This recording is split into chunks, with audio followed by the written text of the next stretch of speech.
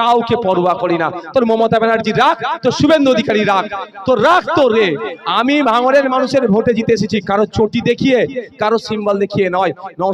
নওশাদ সিদ্দিকীর বড় ভাই আব্বাস সিদ্দিকী আহ্বান করেছিল ভাঙড়ের মানুষকে, আমার ভাইকে পাঠাও, তোমাদের জন্য লড়াই করবে। তাই আপনারা আমার বড় ভাইজনের কথাকে ভরসা করে আপনারা আপনাদের ছোট ভাই আমাকে পাঠিয়েছিলেন। লড়াই করেছি না, ঘরের মধ্যে বসে আছি না, আমি স্যালেন্ডার হয়ে গেছি, আপনারাই বলুন। আমি বিধানসভার এখন এখানে যারা কথা বলি, বিধানসভার ভিতরে একটু বেশি কড়া কথা বলি আমার, বুঝতে পেরেছো? কিন্তু বিধানসভার টিভি নাই, সমস্যা এটা। বিধানসভার টিভির আওয়াজ আপনারা তুলুন তো, যে বিধানসভা টিভি চালাতে হবে, লাইভ চালাতে হবে।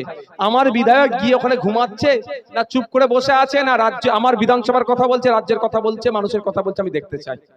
এই আওয়াজটা তোলা দরকার নেই। সব তো যখন হচ্ছে লাইভ, তাহলে লাইভ টিভি হবে না কেন? লোকসভার পার্লামেন্টের দুটো কক্ষই, রাজ্যসভা লোকসভা দু জায়গায় লাইভ টিভি, অনেক বিধানসভায় লাইভ টিভি। পশ্চিমবাংলায় কেন হবে না? হবে না কেন ভাই? ডাল মে কুছ কালা হ্যায়। আমি তো বলছি 2026 সালের আগেরা করবে না। আর 2026 যদি আমার পিরিয়ডে মানে 21 থেকে যদি হতো, আমার গলা ফাটাতে লাগতো না, আমি ঘরে গিয়ে চুপচাপ ঘুমাতাম।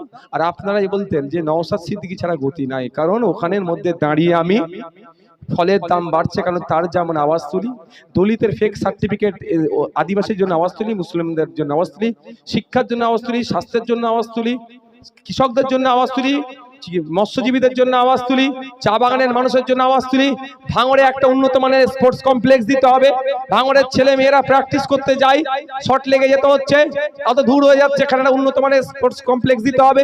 ভাঙড়ে আর একটা কলেজ চাই, গার্লস কলেজ চাই, ভাঙড়ের শিক্ষা প্রতিষ্ঠান চাই, ভাঙড়ের রাস্তাঘাট, ভাঙড়ের পচা খাল, ভাঙড়ের এই লেদার কমপ্লেক্সের যে দুরবস্থা, এখানে যে আপনার পিউরিফাই না করে যে পানিগুলো বাইরে ছাড়ে, বিশেষ করে নারায়ণপুর অঞ্চলের মানুষের সব থেকে বেশি ক্ষতি হয়।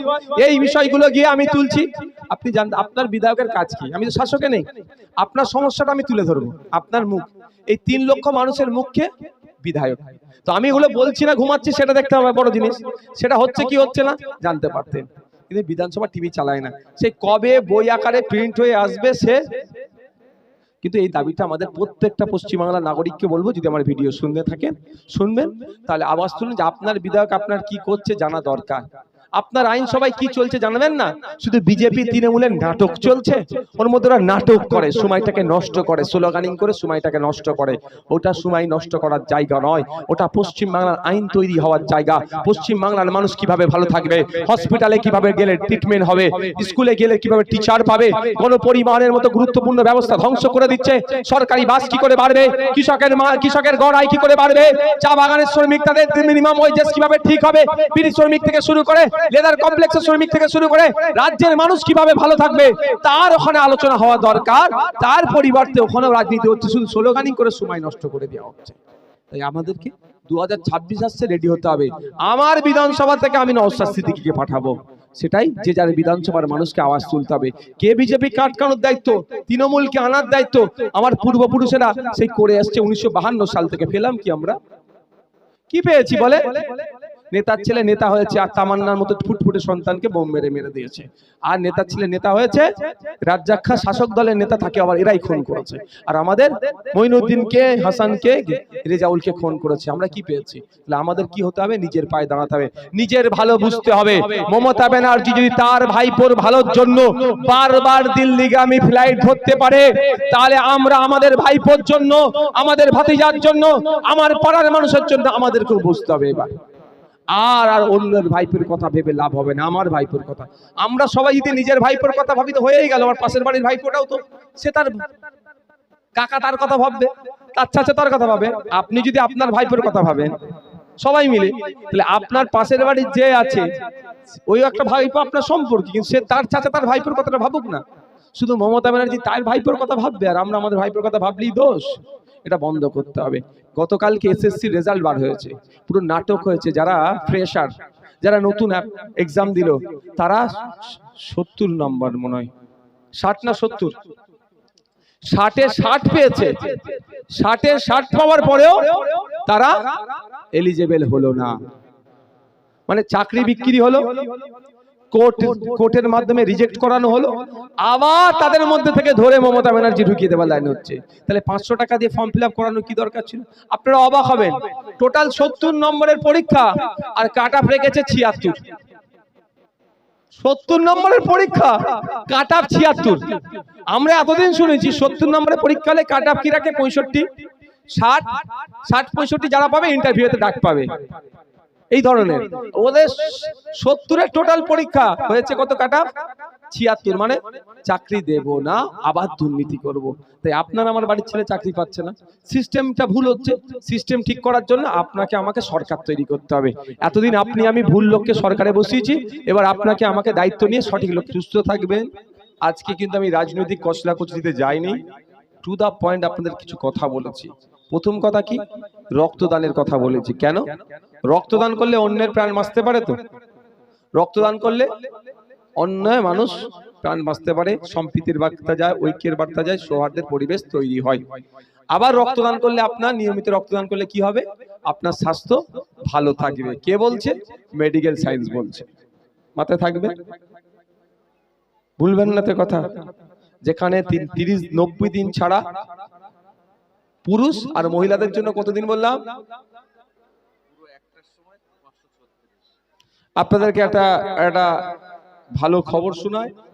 এখন একটা কত বাজে, মানে একটা যখন ঘড়িতে বাজে, এই এখন একটা কত বাজে? আচ্ছা, জাস্ট 1 মিনিট আগেকারের আপডেট আপনাদের দিই। 1 মিনিট আগেকারের আপডেট হচ্ছে, আমাদের এই তৃণমূলের দুষ্কৃতীদের ছোড়া গুলিতে মহিউদ্দিন মোল্লা, হাসান মোল্লা, রেজাউল গাজীদের স্মরণে যে রক্তদান শিবির আমরা করছি, এবং আমাদের বুথ সভাপতি ইদ্রিস শাহজির স্মরণে যে রক্তদান শিবির করছি, এই নারায়ণপুরের অঞ্চলের মানুষেরা তারা ইতিমধ্যে 500 জন নারী পুরুষ নির্বিশেষে জাত ধর্মের ঊর্ধ্বে গিয়ে 504 জন রক্ত দিয়ে দিয়েছে। 536 জন রক্ত দিয়েছে। এটা আমাদের কাছে বড় একটা অ্যাচিভমেন্ট। আপনারা জানেন আজকে রাজ্যের বাইরে, আমাদের ভাঙড়ের বাইরে যে কোনো জায়গায় রক্তের প্রয়োজন হলে ওরা কাকে ফলো করে জানেন? কাদেরকে খোঁজার চেষ্টা করেন? এই আমাদের নেতৃত্বদেরকে খোঁজার চেষ্টা করে। ভাঙড়ের জানে ওরা রক্তের ব্যবস্থা করে দেবে। এই আমি দায়িত্ব নিয়ে বলছি। আমরা যদি সেম গ্রুপ হয়তো ব্লাড ব্যাংকে নাই, একদম এমার্জেন্সি কেস, আমাদের ছেলেরা বেডে গিয়ে রক্ত দিয়ে আসে। এটাই ভাঙড়ের পরিচয় আমরা করতে চাইছি। আজকে আমি ভাঙড়ের বিধায়ক, সত্যি আমি গর্বিত যে এই ভাঙড়কে বোমগুলি পিস্তল দিয়ে চিনাতে হতো, চিনানো হতো, রাজনৈতিক কারবারিরা চেনাতো। সেই ভাঙড়ের বিধায়ককে এখন পশ্চিম বাংলার যে কোনো প্রান্তে রক্তের প্রয়োজন হলে যারা রক্ত নিয়ে কাজ করেন তাদেরকে কুর্নিশ জানাই। যারা সারা বছর এই ধরনের রক্তদান শিবির করে মানুষের রক্ত দিয়ে সহযোগিতা করে, তারা যখন সমস্যায় পড়ে আমাকে অন্তত একবার ফোন করে, ভাইজান বা বিধায়ক সাহেব চেষ্টা করুন না এই রক্তটা পাওয়া যায় নাকি। সঙ্গে সঙ্গে আমাদের অঞ্চল নেতৃত্বদেরকে আমি মেসেজটা পাঠাই, অঞ্চল নেতৃত্বরা যদি ব্লাড ব্যাংক থেকে রক্তটা কালেক্ট করে দিতে পারে ভালো, না হলে আমাদের এই নির্দেশনা আছে বেডে গিয়ে তার উপকার করে আসবে ভাঙড়ের ভোটাররা। আমার রাজ্যের সব জায়গাতেই সংগঠন চলছে, আপনারা জানেন। 104 জায়গায় অলরেডি অবজারভার দিয়ে রেখেছি, আবার থার্ড ফেজে অবজারভার ঘোষণার আলোচনা চলছে। তাও জানিয়ে রাখি, আমি অন্য জায়গার পারলে লোকেদেরকে ওই বেড টু বেড গিয়ে রক্ত দেওয়ার ব্যবস্থা করতে পারি, কিন্তু তাই না। আমি একটা সংকল্প নিয়েছি, ভাঙড়ের মানুষের সাথে মিশেছি। ভাঙড়ের মানুষ অত্যন্ত সহজ সরল সাদাসিধে মানুষ, সে তার নিজের কাজকর্ম নিয়ে থাকে। কিছু রাজনৈতিক কারবারিরা এদের কপালে খুনোখুনি, মারামারি, বোমগুলি, পিস্তল লিখে দিচ্ছে। তাই ভাঙড়ের মানুষ যখন স্রোতের বিপক্ষে গিয়ে বিজেপি তৃণমূলের বাইনারির বাইরে গিয়ে হিন্দু মুসলমানের ট্যাপে না পড়ে আমরা আমাদের জনপ্রতিনিধি তৈরি করব, জনগণের জনপ্রতিনিধি তৈরি করব। নওশাদ সিদ্দিকের উপরে ভরসা করেছে, আব্বাস সিদ্দিকীর কথাকে ভরসা করেছে, তাই আমারও দায়িত্ব আছে। অন্য 5টা কাজ করতে পারি না পারি, এই 5 বছরে ভাঙড়ের মানুষের পরিচয় আলাদা করে রাজ্যের মানুষের কাছে বার্তা দেব। ভাঙড়ের আসল পরিচয় রাজ্য স্তরে তুলে ধরব ভাঙড়ের মানুষকে নিয়ে।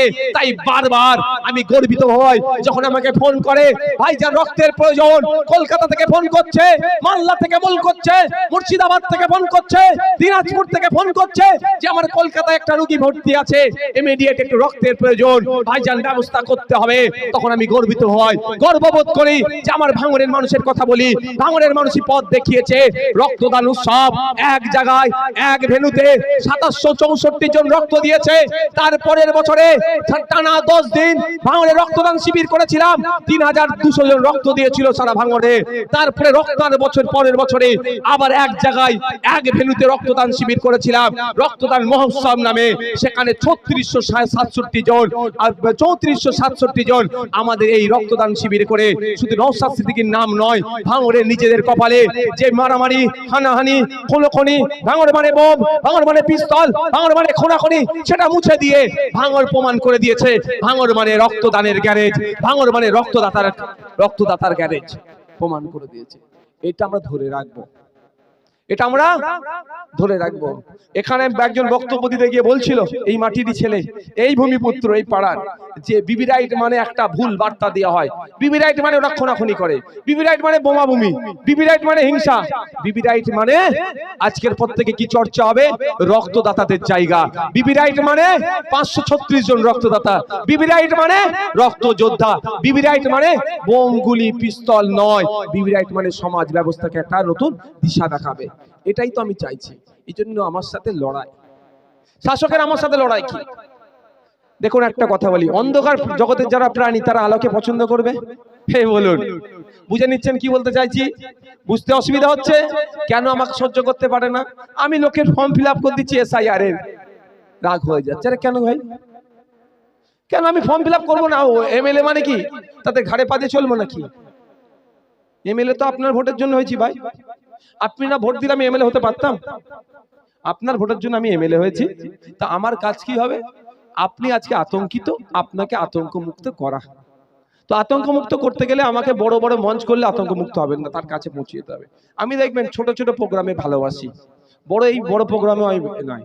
আমি গোটা 200-300 লোক থাকবে, সেখানে যাব, সবাই আমাকে কোশ্চেন করবে, সবাই আমার কাছে আসতে পারবে। তাহলে 5000 লোকলেও প্রোগ্রাম করার আমরা রাত্রে বলবো, তারপর দিন সকাল বিকেল 4টে আমাদের প্রোগ্রাম হয়ে যাবে 5000 লোকের। আমি ওতে ভয়, আমি ভালো লাগে না।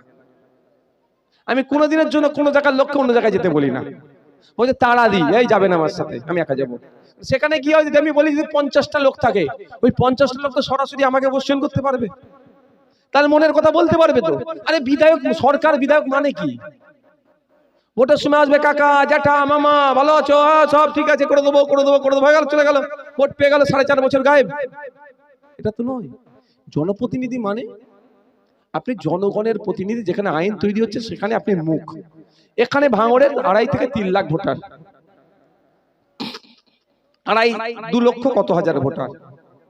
সবাই মিলে আমার স্কুলের টিচার দরকার, ভাঙড়ে একটা গার্লস কলেজ দরকার, ভাঙড়ে একটি কি বলে আপনার স্টেডিয়াম দরকার, ভাঙড়ে রাস্তাঘাটের উন্নয়ন দরকার, ভাঙড়ে এই পচা খালে যেভাবে এই আপনার লেদার কমপ্লেক্স থেকে মানে বিষ পানিটা ছেড়ে দিচ্ছে, পরিশুদ্ধ না করে ছেড়ে দিচ্ছে, এর বিরুদ্ধে বলা। সবাই 3 লাখ মানুষ গিয়ে বলতে পারবেন অ্যাসেম্বলি হাউসে? সম্ভব কি? সম্ভব নয়। সেই জন্য কি সিস্টেমে জনপ্রতিনিধি এখান থেকে একজন করে যাবে, গিয়ে এই 3 লাখ 4 লাখ মানুষের সমস্যার কথা ওখানে বলবে। যাদের সংখ্যা বেশি মেম্বারে তারা সরকারে থাকবে, যাদের সংখ্যা কম তারা অপোজিশনে থাকবে। আমাদের সংখ্যা কম, সংযুক্ত মোর্চার একজন, আমি একজন অপোজিশনে আছি। যাদের সংখ্যা বেশি তারা সরকারে আছে, তাদেরকে বলবে, তারা এই কথা শুনবে, নোট ডাউন করবে, সমস্যাটা সমাধান করবে। এইটা হচ্ছে সরকার। আর আজকে সরকার কি, কে কত তোলাবাজি করতে পারবে, কে কত কাটমানি খেতে পারবে। এরা কাটমানি খেতে খেতে বাবা বেঁচে আছে, মাকে বিধবা দেখিয়ে, মায়ের হাত থেকে শাখা পালা থাকার পরেও, মায়ের সিঁদুরে কপালে সিঁদুরে সিঁদুর থাকার পরেও, মা আর কি বলে আপনার স্বামী বেঁচে থাকার পরেও মাকে বিধবা দেখিয়ে বিধবা ভাতা তুলা খাওয়ার লোকেরা। এদের কাছ থেকে ভালো আশা করাটা আমাদের বৃথা, কিন্তু আমাদের লড়ে যেতে হবে। তো সরকারের কাজ হচ্ছে সেই, বিধায়কের কাজ এটা। তো বিধায়কের কাজ আপনার সমস্যাটা শোনা। সমস্যা শুনতে গেলে তো আপনার পাড়াতে আসতে হবে, সমস্যা শুনতে গেলে তো আপনার কাছে আসতে হবে, আপনাকে বিধায়কের কাছে অ্যাক্সেস দিতে হবে। যদি আপনাকে দূরে সরিয়ে দিই তাহলে আপনার সমস্যাটা শুনবো কি করে? এটা করি মানে অনেকে জ্বালা হয়। কার কি জ্বালা আছে দেখার দরকার নেই। আমি আপনাদের বলবো, যদি আপনারা আমার সাথ দেন, রাজ্যের মানুষ যদি সাথ দেয়, ঠিক শুধু ভাঙড়ের জন্য অনেকে চাপে পড়ে এখন জনসংযোগে 2-4টে বিধায়ক নেমেছে, দেখেছেন তো। তো আপনারা যদি আমার সাথ দেন, 2026 আসছে, আমার সাথ রাজ্যের মানুষ যদি দেয়, আপনাদের কথা দিয়ে যাচ্ছি, ভোটের সময় ক্যান্ডিডেটরা যখন, প্রার্থীরা যেমন ভোটে মানুষের দাঁড়ে দাঁড়িয়ে গিয়ে ভোট চায় না, কাকা জ্যাঠা চাচা মামা খালা পিসি ফুফু নানা দাদি পায়ে হাত দিয়ে নমস্কার, পায়ে হাত দিয়ে দোয়া করো, আশীর্বাদ করো, করে না? তখন আপনি রাজা থাকেন। ঠিক ভোটের সময়টা একটু ভাবেন, আপনি রাজা। যদি বলেন পাটা মুছে দিতে দেবে, মুছে দেবে ভোট। এমন করে ফেলে, যদি বলেন এই জুতোটা মুছে দাও তো, তাহলে ভোটটা দেবো, হয়তো মুছেও দেবে। ক্যামেরাটা একটু, এই ক্যামেরা ফ্যামেরা কেউ করবে না, মুছে দেবে ভোটের জন্য। তখন আপনি রাজা, আরো আপনি ওকে চালাবেন, এইরকম একটা ব্যাপার। আর 4.5 বছর দেখুন, ও রাজা হয়ে যায়, আপনারা প্রজা হয়ে যান। যদি আপনি 5 বছরের জন্য রাজা থাকতে চান, চোখ কান খুলে রাখুন। 5 বছরের জন্য যদি রাজা থাকতে চান, আইএসএফ এর 7 দিন, আমি আপনাদের কথা দিচ্ছি, আগামী দিন আসছে 5 বছর এমএলএ কে আপনার দ্বারে দাঁড় করিয়ে রাখবো, কথা দিয়েছি। আর একটা কথা বলি, দুয়ারে সরকারের পরে এখন 3 মাথার মাথায় সরকার চলে এসেছে, দেখেছেন তো? হ্যাঁ, 10 লক্ষ টাকা করে 3টে বুথ মিলিয়ে, নাকি একটা বুথে। তো 10 লক্ষ কোথায় গেল? সে টাকা কোথায় গেল? কি উন্নয়ন হলো ভাই কদিনে? খুব হই হচ্ছিল। যাক, এখন দুয়ারে প্রথম ছিল কোথায়? সরকার ছিল পঞ্চায়েতে, বিডিওতে। এখন ওটা নেবে কোথায় এসেছে? দুয়ারে ছিল, তাও হয়নি। এখন চাপে পড়ে 3 মাথার মোড়ে এসেছে। আমি আপনাদের কথা দিচ্ছি, দেখুন 3 মাথার মোড়ে বিডিও এসে উপস্থিত হয়ে গেছে। হ্যাঁ, বিডিও, জয়েন্ট বিডিও অফিসাররা সব 3 মাথার মোড়ে দাঁড়িয়ে আছে। আপনারা ঠিক যেভাবে 2021 সাল থেকে আমাদের সাথ দিচ্ছেন, 2026 সালে আপনারা শুধু সাথ দিলে হবে না, ভাঙড়ের মানুষ, রাজ্যের মানুষকে আপনারা আহ্বান করুন, তাদেরও সাথ দিতে বলুন। একটু যদি আমাদের সাথ দেয়, আমি কথা দিয়ে যাচ্ছি, ওই বিডিও অফিস আপনার বাড়ির দ্বারে উপস্থিত হয়ে যাবে। ঠেলায় না পড়লে বিড়াল, ঠেলা দিচ্ছি বলে তো উঠছে, বিরোধী তৈরি করেছিলেন বলে তো উঠছে। আচ্ছা বলুন, আপনারা যদি আমাকে বিরোধী বিধায়ক হিসেবে না পাঠাতেন, এমএলএদের মাইনে কত জানতে পারতেন? এমএলএদের মোবাইল খরচ কত জানতে পারতেন? কিচ্ছু জানতে পারতেন না। কিন্তু যখন 1952 সাল থেকে ভাঙড়ের মানুষরা ভোট দিয়ে আসছে, 1952 সাল স্বাধীন ভারতের কথা বলছি, পরাধীন ভারতে দিয়েছে কি বলতে পারবো না। 1937 সালে স্বায়ত্ত শাসন, ওই সময় ভোট ছিল, আমি অততে যাব না। 1952 সাল থেকে ভারত স্বাধীন হওয়ার পর থেকে ভোটিং সিস্টেম কত সালে হয়েছে? 1952 সাল থেকে শুরু হয়েছে, দিয়ে আসছেন তো। এ কথা কেউ কোনোদিন বলেছে? আরো অনেক কথা আছে, আমি এখানে আরো 5 জনকে বলতে হবে। সুতরাং 2026 আছে, বিজেপি তৃণমূলের বাইনারি করবে, ওসব গল্পতে গিয়ে লাভ নেই। একদম এই গল্প হবে, অত ভেবে লাভ নেই। আমার বিধানসভা থেকে আমি নওশাদ সিদ্দিকীকে পাঠাবো। মিনাখা বলবে আমি আমার বিধানসভা থেকে একটা নওশাদ সিদ্দিকী পাঠাবো। ক্যানিং পূর্ব বলবে আমি আমার বিধানসভা থেকে একটা নওশাদ সিদ্দিকী পাঠাবো। ক্যানিং পশ্চিম বলবে আমি আমার বিধানসভা থেকে একটা নওশাদ সিদ্দিকী পাঠাবো। ওইদিকে কুলপি বলবে আমার বিধানসভা থেকে আমি একটা নওশাদ সিদ্দিকী পাঠাবো। হাড়ুয়া বলবে আমি আমার বিধানসভা থেকে একটা নওশাদ সিদ্দিকী পাঠাবো। ওসব ভেবে লাভ নাই, কে আসবে কে যাবে দেখার দরকার নেই। আমি আমার বিধানসভা থেকে দায়িত্ব দিয়ে নওশাদ সিদ্দিকীর মতো কাউকে পাঠাবো, যে আমার কথা আইনসভার মধ্যে তুলে ধরবে, লড়াই করবে, মাঠে ময়দানে সত্য কথা বলবে, কোনো দ্বিচারিতা করবে না। আমি আমার বক্তব্য দিতে গিয়ে আমি একদিন একটা ভুল কথা বলেছিলাম। ভুলটা কি? 4 তারিখের জায়গায় 2 তারিখ। আমি নিজের ক্লারিফিকেশন দিচ্ছি না, আমি এই ধরনের পলিটিক্স করতে এসেছি, আমি মিথ্যার আশ্রয় নেব না। 4 তারিখের জায়গায় 2 তারিখ বলেছিলাম। তারপরে দেখবেন আমি ফেসবুকে পোস্ট করে, লিখে পোস্ট করেছিলাম যে না, ওইনার নামে যেটা হয়েছে ওটা 2 তারিখ নয়, 4 তারিখ। অনিচ্ছাকৃত ভুলের জন্য আমি দুঃখিত, এটা লিখেছিলাম তো। আর আজকেও বলছি, আমি এই পলিটিক্সটা করতে যাই কারণ আমি মিথ্যা কথা বলে, মিথ্যা অভিযোগ দিয়ে, কাউকে মারধর করে, বোম মেরে, বুথ দখল করে আমি জিততে চাই না। মানুষ যদি সুযোগ দেয় কাজ করব, ভাঙড়ের মানুষ সুযোগ